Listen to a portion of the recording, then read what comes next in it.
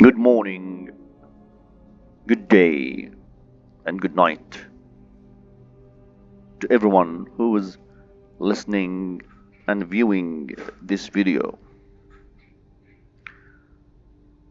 We are going to read some of the books from the game that we have taken or stolen through the game of the Elder Scrolls V Skyrim Special Edition. So those books are, we are going to read them from bottom to top. So we start with the basics of the Whiterun Home Decorating Guide. Welcome to your new home. This decorating guide provides a list of packages that you can purchase from the steward of the hold. Each package contains furnishing and decor for a specific part of your house, and this will be delivered and placed for you upon purchase. All you need to do is provide the gold, and the steward will take care of the rest. The next time that you visit your home after making your purchases, you will see your new decorations and furnishing in a place. Kitchen includes a fire pit, a small table, and 2 chairs, as well as a shelf to store cooking supplies. Living room provides wall-mounted shelves, a well-sized table, and 2 chairs placed near the fire pit, or near the center of the ground floor. Dining room adds a long wooden table and bench, as well as several shelves loaded with cutlery, dishes, and cookware. Alchemy laboratory. This package adds an alchemy crafting station, a large reading table and chair, and a large wardrobe to the rear area of the ground floor. This also includes the addition of wall to divide the laboratory from the dining room. Child's bedroom or children's bedroom.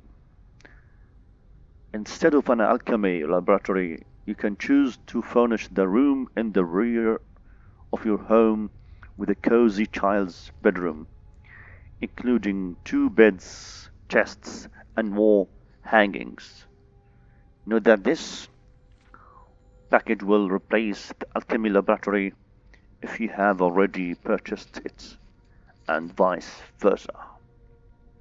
Loft.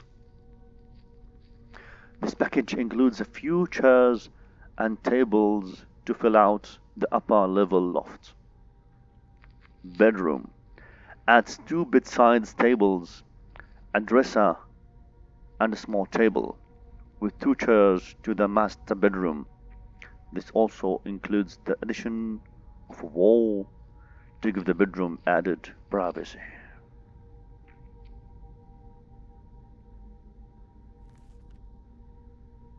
Now, book number 2.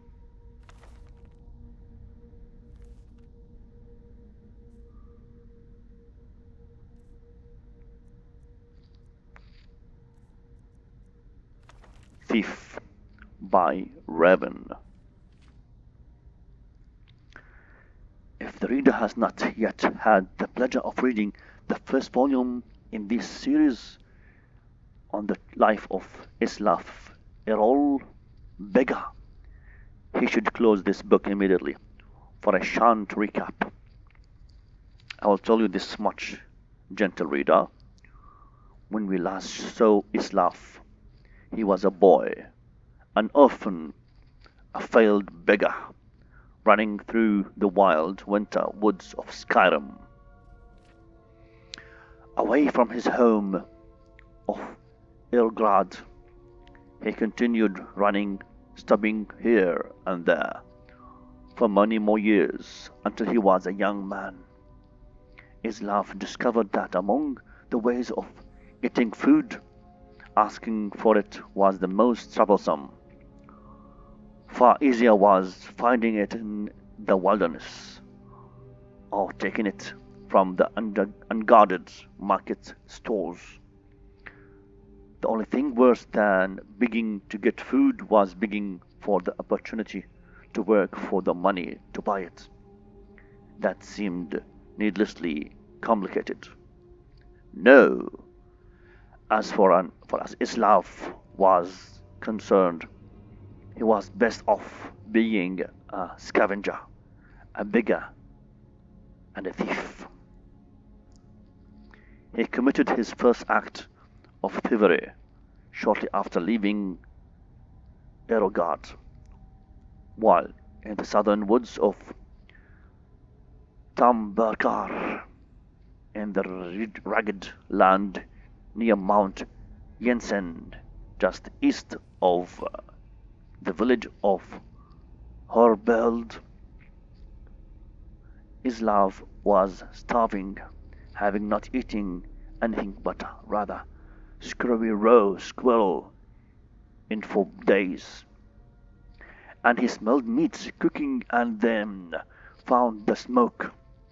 A band of minstrel hearts was making camp. He watched them from the bushes as they cooked and joked and flirted and sang. He could have asked them for some food, but so many others had refused him before. Instead, he rushed out, grabbed a piece of meat from the fire, and wincing from the burns, scrambled up the nearest tree to devour it, while the birds stood under him and laughed. "What's your next move, thief?" giggled a fair, red-headed woman who was covered with tattoos. "How do you intend to disappear without us catching and banishing you?" As the hunger subsided, Islam realized that she was right. The only way to get out of the tree without falling in the midst was to take the branch down to where it hung over a creek. It was a drop off a cliff of about 50 feet. That seemed like the wisest strategy, so Islam began crawling in that direction. "You do know how to fall, boy," called out a young Rajiti, but a few years older than Islam, thin but muscular, graceful in his slightest movement. "If you don't, you should just climb down here and take what's coming to you.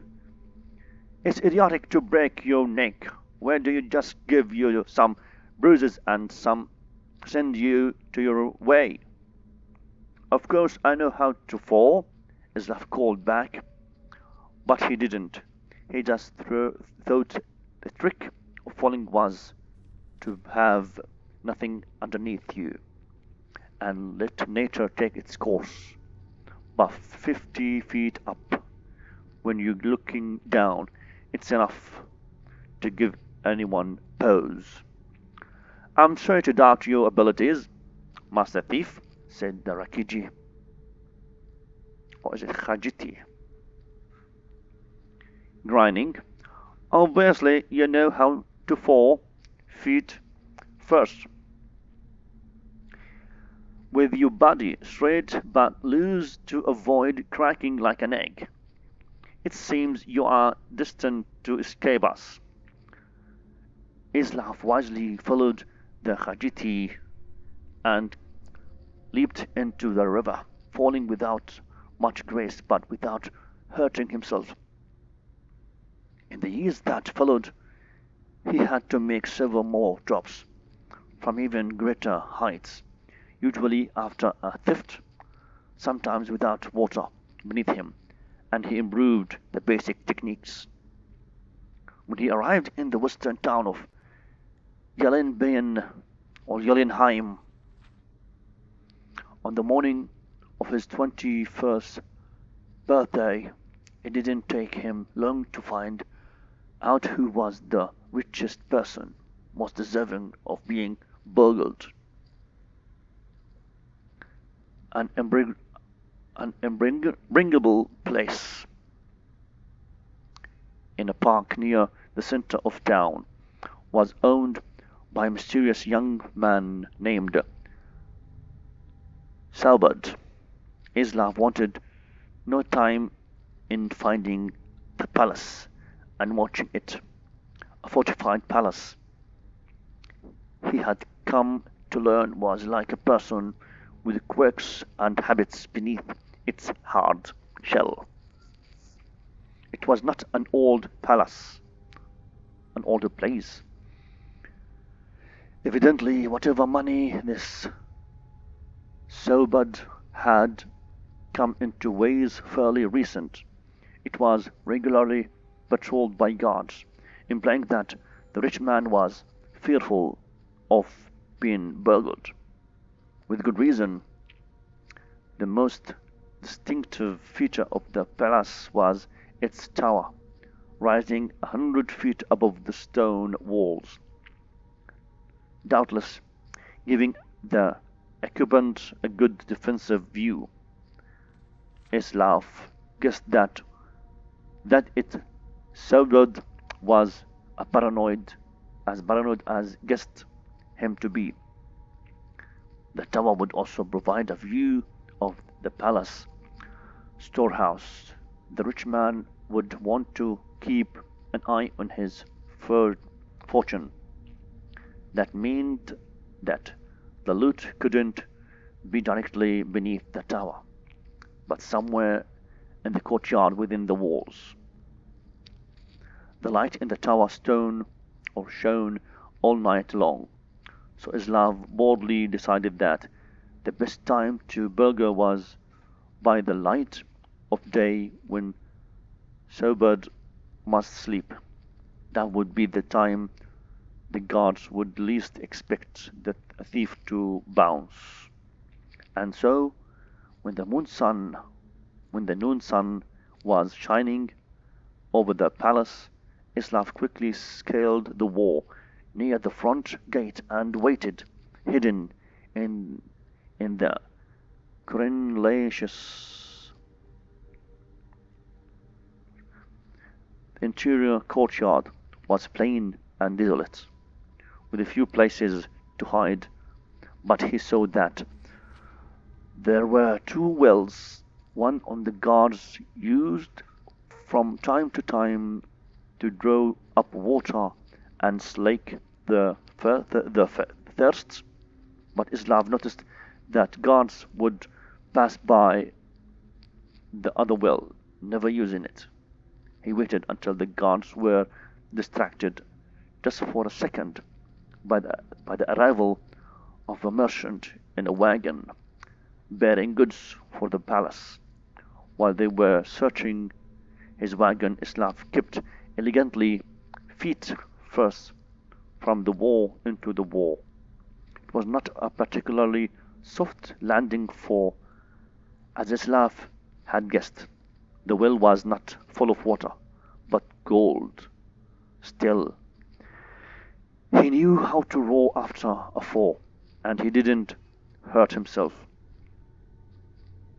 In the dark subterranean storehouse, he stuffed his pockets with gold and was about to go to the door which he assumed would lead to the tower, when he noticed a gem the size of an apple, worth more than all the gold that was left. Islav found room for it down his pants.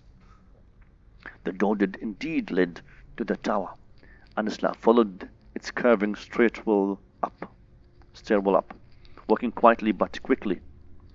At the top, He found the master of the palace's private quarters, ornate and gold, ornate and cold, with invaluable artwork and decorative swords and shields on the walls.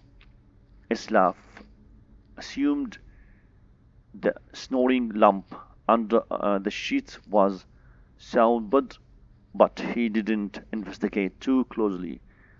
He crept to the windows and looked out. It was going to be difficult for Certes.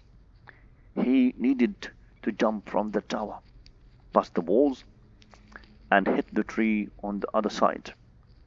The tree branches would hurt, but they would break his fall, and there was a pile of hay he had left under the tree to prevent further injury. Islav was about to leap when the occupant of the room woke up with a start, yelling, "I Jim! My Jim!" Islav and Islaf and stared at him for a second wide open. They looked alike. Not surprising, since they were brothers. Islaf Erol's story is continued in the book Warrior.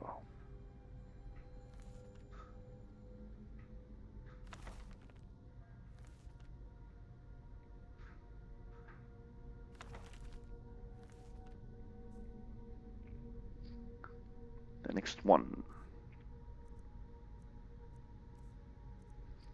The Talos Mistake by Leonora Venatos, Imperial Legion to the Aldmere Dominion. Citizens of the Empire, all are, of course, familiar with the deeds of Emperor Tiber Septim, but it is the Emperor's ascent to godhood as Talos that is the subject of this work. Until Tiber Septim's death, there had been but 8 divines: Akatosh, Tabilla, Arche, Zenithar, Stendar, Mara, Cherenith, and Yalyanos. These gods were and are worshipped throughout the empire, and while some may have different names in the varying provenance, for example, Akatosh is known as Auriel to the Aldmer, and Arche is sometimes known as Arche. All are recognized and revered by all races and cultures of Tamirel. But when Tiber Septim passed to Aetherius, come to the 9th divine Talos, also called Vismir, the dragon of the north. The man who has so loved in life became worshipped in death. Indeed, it can be argued that Talos, the 9th divine, became even more important than the 8th that had preceded him, at least to humans, for he was a god who was once just a man, and through great deeds actually managed to ascend to godhood. And if one human could achieve such a feat, couldn't it be done again? Couldn't all humans aspire to achieve divinity? So we thought, we humans also, so we continued to worship Talos and reverse him as the ultimate hero god. But there was then, this is now, and now we know the truth. We were wrong. As citizens of the Empire, we all experienced the horrors of the Great War and it was not until the signing of the White Gold Concordat, the treaty between the Empire and the Aldemre Dominion, that we once again knew peace. One of the most important stipulations of that treaty, as every imperial citizen is well aware, is that Talos can no longer be worshipped as a god. This edict shook the very foundations of the empire. There were these who rebelled against the law. Indeed, some still do. But the citizens of the empire must know this. The emperor did not agree to outlaw the worship of Talos because it was demanded by the Thalmor, the ruling body of the Aldmere Dominion. The emperor agreed to the outlaw of the worship of Talos because it was the right thing to do. Today, the emperor, and indeed the emperor itself, the empire itself, recognizes that allowing the worship of Talos was a mistake. For by doing so, by allowing the worship of Talos as a divine, the empire actually did its people a great decisive of the service. For this only succeeded in weakening the memory of the man Typa Septim and his many extraordinary thought moral deeds, and pushing people away from the eight divines, the true gods, who do deserve our love and reverence. And so the empire admits it. He was wrong. The Talos mistake will not be repeated. May we find centuries of peace and prosperity with our new Thalmor friends, and continue to share a spirituality that binds together all the cultures and races of Tamirel.